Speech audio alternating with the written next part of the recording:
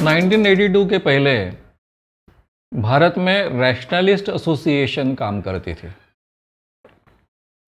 हमारे नागपुर में मानवीय नास्तिक मंच नाम का एक संगठन भी काम करता था। रैशनलिस्ट एसोसिएशन हो चाहे मानवीय नास्तिक मंच हो,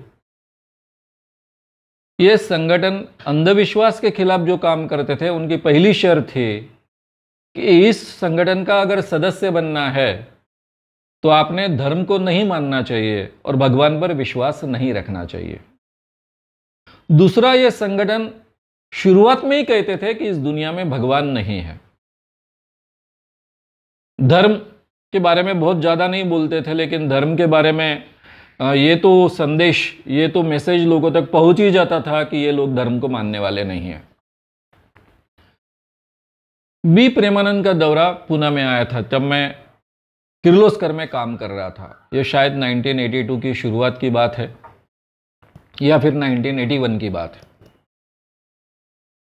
डॉक्टर अरुण लिमये करके एक बहुत बड़े डॉक्टर और खास कर सामाजिक क्षेत्र में बड़े पैमाने पर काम करने वाले व्यक्ति, हम दोनों मिलकर पुणे में काम करते थे।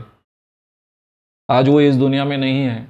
उन्होंने ये दौरा बी प्रेमानंद, जो रैशनलिस्ट एसोसिएशन का काम करते थे भारत में, जो बी प्रेमानंद के मित्र माने जाते थे, अब्राहम कूर के मित्र माने जाते थे। अब्राहम कूर और बी प्रेमानंद साथ में काम करते थे और भारत का काम शायद बी प्रेमानंद जी संभालते थे। तो वो उनका एक बहुत बड़ा दौरा पुणे के इर्द गिर्द में आयोजित किया था। अब स्वाभाविक मैं बदल चुका था, मुझ में परिवर्तन हुआ था, इसलिए ये काम मुझे बहुत महत्व का लगा। लेकिन मैं बहुत बिजी था। शायद तब उस दिनों में दिवाली का एक स्पेशल इशू हम निकालते हैं, उसको दिवाली अंक कहते हैं, उसका स्पेशल इशू निकाल रहा था। उस पर एक स्पेशल स्टोरी मुझे लिखनी थी, वो स्मिता पाटिल की मुलाकात लेकर लिखनी थी, और उसके लिए बहुत मेहनत चल रही थी, मेरी दौड़ धूप बहुत चल रही थी। इसलिए मैं अरुण लिमये को ज़्यादा मदद नहीं कर पाता था। लेकिन जहाँ भी पॉसिबल है, बहुत ज़्यादा बड़े पैमाने पर पब्लिसिटी इस काम को देना। सभी पत्रकार मेरे बहुत अच्छे मित्र थे, इसलिए बड़े पैमाने पर हम पब्लिसिटी जुटा पाए। बहुत बड़े पैमाने पर बी प्रेमानंद जी का कार्यक्रम देखने के लिए लोग आते थे, हजारों की तादाद में आते थे। 2 कार्यक्रम मैंने अटेंड किए। पहले कार्यक्रम में मैं जब गया तो करीबन 3 से 4 हजार लोग हाजिर थे। बी प्रेमानंद जी का कार्यक्रम 3 घंटा चला। वो चमत्कार कर बताते थे, कुछ हिंदी में इंग्लिश में बोलते थे, और एक व्यक्ति उनका ट्रांसलेशन मराठी में करता था। जब कार्यक्रम खत्म हुआ तो सामने 300-400 लोग थे।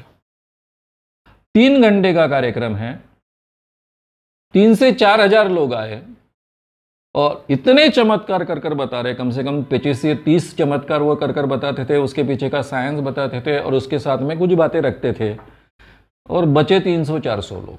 मैं बहुत नाराज हो गया। दूसरे कार्यक्रम में गया, वहां भी यही परिस्थिति।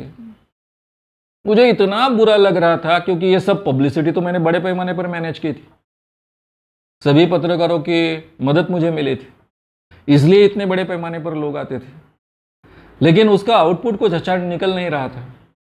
एक तो बी प्रेमानंद की जो बात करने की स्टाइल थी वो इतनी अट्रैक्टिव नहीं थी, फिर उसका इंग्लिश का रूपांतरण मराठी में भाषांतर कोई करता है, ट्रांसलेशन कोई करता है, वो भी इतना इफेक्टिव नहीं होता था। ये दूसरे प्रोग्राम खत्म होते होते मैंने अरुण लिमये से कहा कि ये ठीक नहीं चल रहा है, ये बहुत इफेक्टिव होना चाहिए।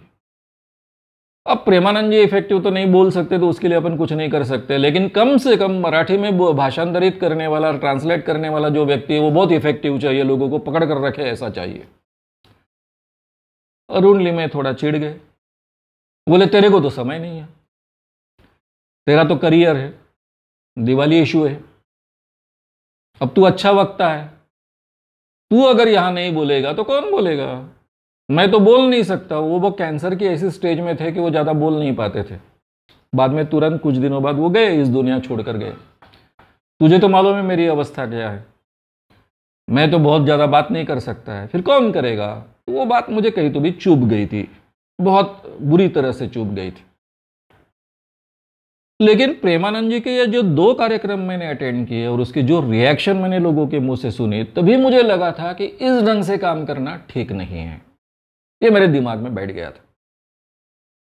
मैंने जब कहा कि किर्लोस्कर में जाने के बाद में मैं 60 सालों के किर्लोस्कर के जो अंक प्रकाशित हुए थे, इश्यूज प्रकाशित हुए थे, वो पूरे के पूरे पढ़े थे। मेरे पास जिम्मेदारी दी गई थी, मुझे ये जिम्मेदारी दी गई थी कि ये 60 साल के इश्यूज आप पढ़ो और उसमें से एक विशेषांक आपको तैयार करना है, स्पेशल इशू तैयार करना है। इसलिए मैंने पूरे 60 साल के इश्यूज पढ़ डाले। उसमें मैंने गंबा सरदार नाम के एक व्यक्ति का लेख पढ़ा था। हालांकि संत तुकाराम है, संत ज्ञानेश्वर है, ये तो बचपन से मैं सुनते आ रहा था। मेरे पिताजी भी बहुत अच्छे ढंग से उसका निरूपण करते थे। घर में रोज तुकाराम की गाथा पढ़ी जाती थी, ज्ञानेश्वरी पढ़ी जाती थी। ज्ञानेश्वर और तुकाराम ये चमत्कार करने वाले संत है, मेरे दिमाग में पूरी तरह से बैठ चुका था। और तब मैंने उनके लेख में पढ़ा कि इन संतों का काम अलग है, इन्होंने समाज प्रबोधन का काम किया है। और मुझे बहुत अचरज लगा था कि जिन ज्ञानेश्वर और तुकाराम जी को मैं जानता हूँ वो प्रबोधन करने वाले वगैरह संत नहीं, आध्यात्मिक संत है, ऐसा कैसा है। इसलिए उस लेख ने, उस आर्टिकल ने मेरा बहुत ध्यान आकर्षित किया था। मुझ पर काफी उस आर्टिकल का परिणाम हो चुका था। आगे चलकर मुझ में कुछ परिवर्तन हुआ। मैं पत्रकार कर काम करते करते भाषण देता था, इस विषय पर ज्यादा बोलता था। नागपुर में एक मेरे भाषण के बाद में मधुकर केचे नाम के एक बहुत प्रसिद्ध साहित्यिक व्यक्ति थे, मेरे बहुत अच्छे मित्र थे, मुझसे काफी बड़े थे। वो आए, उन्होंने मेरी पीठ थपथपाई और मुझे बोला, बिल्कुल तू गाड़गे बाबा जैसा ही बोला है, बिल्कुल तू गाड़गे बाबा छे। अब गाड़गे बाबा बहुत बड़े संत थे, ये मेरे को मालूम था। हालांकि मुझे अच्छा नहीं लगा, क्योंकि मैं चमत्कार के और इन सब चीजों के खिलाफ था। मैंने उनसे कहा कि आप मुझे गाड़गे बाबा क्यों कह रहे हो। तो उन्होंने मुझसे पूछा कि तू गाड़गे बाबा के बारे में नहीं जानता क्या। बोला नहीं, बहुत ज्यादा नहीं जानता हूं, मैंने नाम तो बहुत सुना है, जैसे बाकी काफी संत है उनके जैसे वो संत है नहीं, वो बहुत अलग ढंग के व्यक्ति है। ऐसा कहकर उन्होंने काफी चीजें उनके बारे में मुझे सुनाई, अपने अनुभव उनके बारे में सुनाए। इतना ही नहीं, तो गाड़गे महाराज के बारे में तूने पढ़ना चाहिए, मुझे आग्रह से कहा। और तब मैंने गाड़गे महाराज बहुत विस्तार से पढ़ा।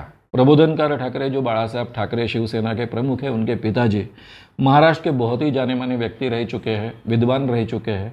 उन्होंने गाड़गे बाबा का चरित्र लिखा है।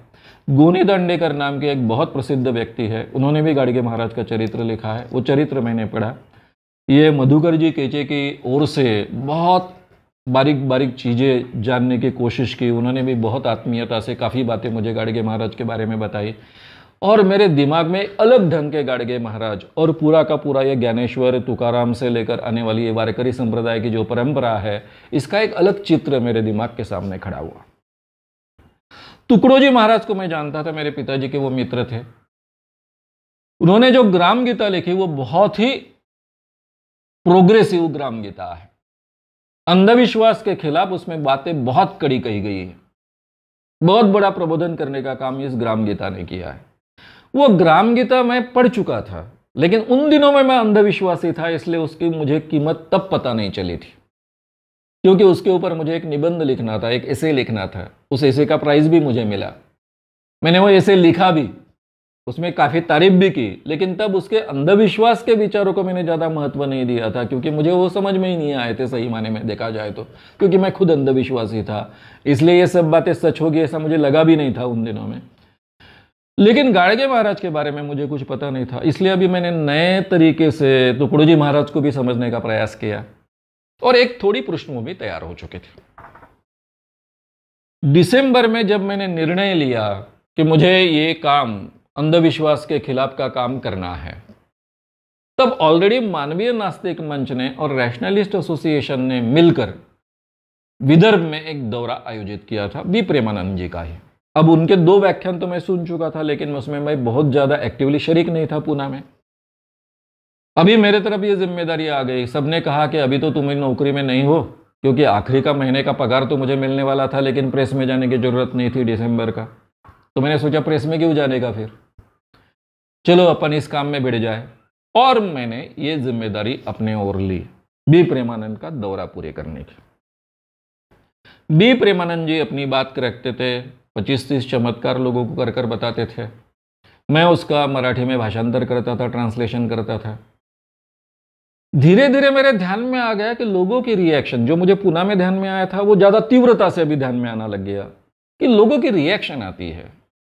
देयर इज नो गॉड बोलने की जरूरत नहीं है, वो ओम का एक चमत्कार कर कर बताते थे, और तब बताते थे कि ये बीज मंत्र है, ये स्त्री की योनि है, ये पुरुष का लिंग है।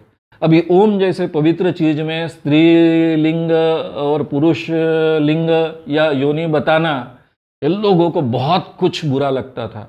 हालांकि ये बात 100% सही है, उसमें झूठ कुछ नहीं था, लेकिन ये बात बताने की जरूरत नहीं थी। फिर वो कहते थे कि मंदिरों में बहुत संपत्ति है, ये मंदिरों की सब संपत्ति सरकार ने कब्जे में लेनी चाहिए, गरीबी दूर करने के लिए उपयोग में लाना चाहिए। बात तो सही थी, लेकिन लोगों को बहुत अखरता था। और ये पूरा 10-11 कार्यक्रम का ये दौरा करते वक्त काफ़ी जगह पर मारपीट के, यानी जहां बहुत झगड़े हुए, ऐसे प्रसंग तैयार हो गए।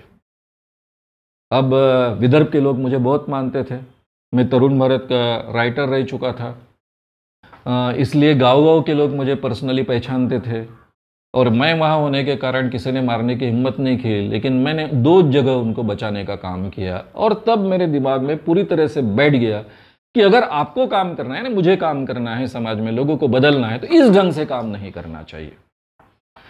अब ये दौरे का फायदा ऐसा हुआ, ये दौरा करते वक्त, कि लोगों के साथ में जिस ढंग से मैं बात करता था, धीरे धीरे प्रेमानंद जी ने काफी चीजें मुझ पर छोड़ दी। यानी पहले 2-3 कार्यक्रम के बाद में ही मैं जो प्रेमानंद जी कहना चाहते थे उसमें से 40% 50% कहता था, बाकी का मैं अपनी बात जोड़ देता था, और कार्यक्रम बहुत इफेक्टिव होते थे। यानी ये 2.5-3 घंटे जो कार्यक्रम चलता था, अगर पहले 2000 लोग आए तो 2 से लेकर 3000 तक लोग बढ़ेंगे, 3000 आए तो 4 तक बढ़ेंगे, कम नहीं होंगे एक भी। तो वो कारण काफी बहुत प्रभावित हो चुके थे। उनका इमीडिएट आगे का दौरा था, वो गुजरात का दौरा था फरवरी में। दिसंबर का हमारा विदर्भ को हुआ, फरवरी में गुजरात का दौरा था। उन्होंने मुझसे पूछा, गुजरात के दौरे को आएंगे? मैं आऊँगा आपके साथ में, मुझे बहुत आनंद होगा, लेकिन मेरी एक शर्त है, ये आप जो इंग्लिश में भाषांतर मुझे आपका करना पड़ता है, इसकी ज़रूरत नहीं है। आप चमत्कार कीजिए, भाषण मैं दूंगा, तो प्रोग्राम ज़्यादा इफेक्टिव भी होगा, कम समय में होगा, और ज़्यादा अच्छे ढंग से हम रख पाएंगे। अभी उन्होंने एक्चुअल अनुभव किया था, मैं किस ढंग से लोगों को हैंडल करता हूँ, कितना इफेक्टिव प्रोग्राम होता है, उन्होंने मान्य किया। और हमारा गुजरात का 48 प्रोग्राम्स हुए वहाँ पर, वो सब के सब प्रोग्राम्स बहुत इफेक्टिव हुए। शुरुआत में मैं हमेशा की तरह उनकी बात 50% रखता था, 50% मेरी बात रखता था। धीरे धीरे कार्यक्रम पूरा बदलते गया, 80% बात मेरी, 20% बात उनकी। उसमें वो फिर ओम गायब, उसमें से वो भगवान की चीज़ें सब गायब, उसमें से फिर वो जो मंदिरों से पैसा लेना चाहिए वो भी गायब। उनके ध्यान में आता था, उनको थोड़ा बहुत मराठी समझता था, तुमने ये बात नहीं की, तुमने ये बात नहीं की, लेकिन कार्यक्रम इफेक्टिव हुआ ना, ऐसा मैं उनसे पूछता था। लोगों के भी बहुत अच्छे रिस्पॉन्सेस आते थे। तब मेरे दिमाग में ये बात पूरी तरह से फिक्स हो चुके थे कि हमको अगर काम करना है तो हमको संत ज्ञानेश्वर, संत तुकाराम, संत गाडगे महाराज, संत तुकडोजी महाराज, इसी मार्ग से जाना चाहिए। इन लोगों ने कभी धर्म के खिलाफ बात नहीं की, इन लोगों ने कभी भगवान के खिलाफ बात नहीं की, लेकिन इन लोगों ने लोगों का रैशनलिज्म जागरूक करने के लिए, उनका विवेकवाद जागरूक करने के लिए बहुत ही बात तर्क से अच्छे ढंग से रखी। हमको अगर जाना है तो इनके ही मार्ग से जाना होगा, क्योंकि लोग भगवान और धर्म इस चीज को बहुत पवित्र मानते हैं।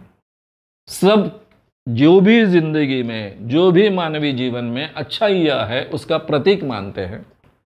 अगर कोई भगवान पर अटैक करता है, अगर कोई धर्म पर अटैक करता है, तो उनको लगता है कि जीवन में, मानवीय जीवन में जो भी अच्छाई है, जो भी नैतिक है, जो भी पवित्र है, उस पर ये अटैक है।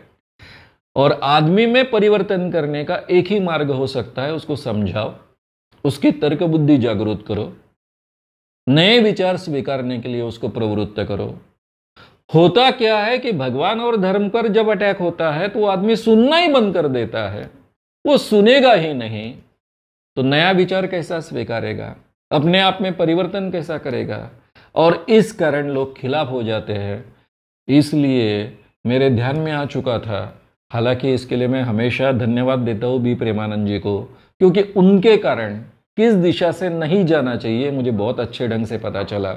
और फिर फरवरी के बाद में मार्च में मैंने जब अखिल भारतीय अंधश्रद्धा निर्मूलन समिति का नाम उपयोग में लाना शुरू किया, तब मैंने डिक्लेयर किया कि हमारा जो काम है वो ना धर्म के खिलाफ है, ना भगवान के खिलाफ है। धर्म और भगवान के नाम पर जो लोग ठगते हैं, उन ठगों के खिलाफ, उनका शोषण करने वाले लोगों के खिलाफ ये काम है।